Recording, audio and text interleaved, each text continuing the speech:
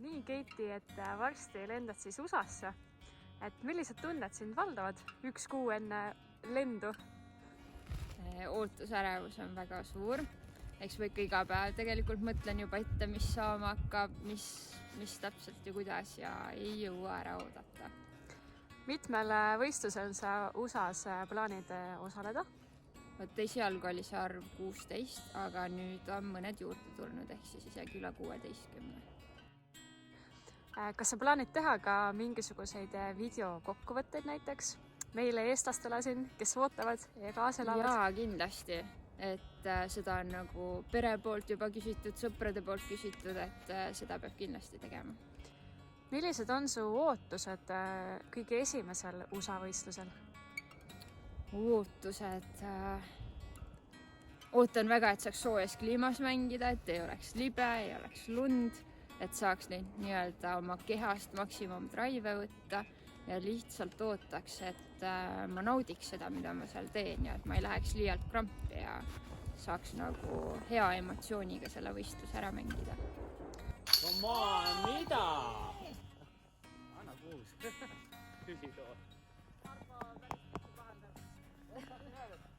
Kas sa oled juba mõelnud ka võib-olla oma varustuse koha pealt, et näiteks millise kotiga sa plaanid tuurile minna USA-sse? Kott jääb selliseks, nagu ta praegu mul on. Siin oli mõte teha ka in the bag video, aga ma praegu veel ei tunne enda uusi kettaid siin Eesti nii-öelda talvises kliimas nii hästi, et ma oskaks nendest rääkida. Ehk siis päris palju avastamist tuleb USA-s ka veel. Ehk siis nende samade ketastega, mis sul praegu kotis on, et suurem osa nendega lendad ka? Jaa, täpselt nii, et võrreldes eelmise hooaega on tegelikult pooled kettad vahetuse saanud. Aha.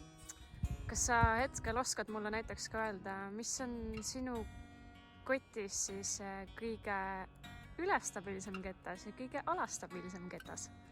Kõige alastabiilsem ketas on hästi sisse mängitud safiir. Kuigi tegelikult safiir ei ole nii alastabiilne, siis see ketas on nagu tõesti selline väga alastabiilne ketas, mis minul kotis on. See on see Handy-Dye spinniga, et kindlasti on paljud seda mind viskamas näinud. Ja kõige ülestabiilsem on ilmselt praegu, isegi nimi meelest, Fairway, Pioneer. Vot. Kui kaugele sa muidu üldiselt viskad näiteks driverit ja keskmaad ja putterit? Et kas on väga suured vahed ka üldiselt? Suvel võiks parim drive 110 meetrit tulla driveriga. Keskmaa ja putteriga ma väga suurt vahet ei näe, sest tegelikult mulle suvel meeldib väga putterit visata ja kui on 80 meetrit rada, siis ma viskan putterit, mitte keskmaad. Et seda ma nagu eelistan. Ma näen, et sul on kotis palju roosasid, et kas see on sul eesmärk või sul lihtsalt hetkel on juhtunud? No see on ikkagi lemmikvärv, aga mulle meeldivad igast ilusat värvi kettad, et mul on siin samamoodi tegelikult sinist ka, mis on nagu väga ilus värv, et lihtsalt ketas peab ilus ka olema. Õige. Mis siis on saanud praegu su põhilisteks driveriteks? Mul on siin Grace, on üks. Ja siis üks uus asi, mida ma katsetan, on Havak.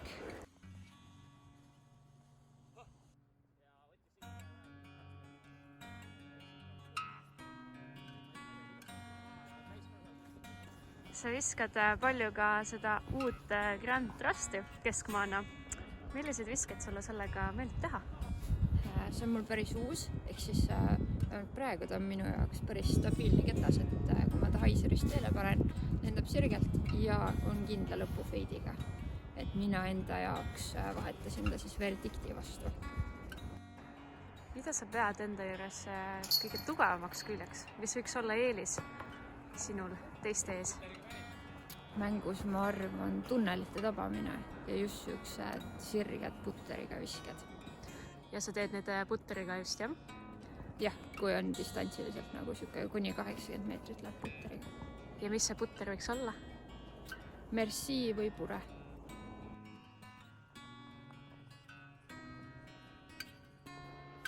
Kas sul on võib-olla ka mõni selline nõrgem koht, mida sa tahaksid ja proovid parandada mängus? Siiamaani on olnud teist käsi ja sellega ma olen nüüd off-seasonil päris palju töönud. aga no ikkagi on nii, et üks on tugevam ja tugevam on backar, siis eestkäsi jääb nõrgemaks. Ja kui sa eestkätt nüüd harjutad, siis kas sul on võib-olla mõni ketas, mis sulle väga eeskäega näiteks meeldiks mängida? Mu lemmikketas tegelikult eestkäega on harp, et sellega saab kõik siuksed kuni 45-50 meetrit haiseri lähenemised tehtud. Et seda ma reliisin nii-öelda kõige puhtamalt ja siiamaani on kõige täpsem olnud. Kui sul on näiteks lähenemine korvile umbes 40 meetrit, vaba tee, kas sa siis pigem lähened taguriga või eeskäega? Siis ma lähenen eestkäega ja siuksed lühemad visked. Taguriga on seda tatsiviset natukene nagu raskem minu jaoks teha, et eestkäega tuleb see kergemini välja.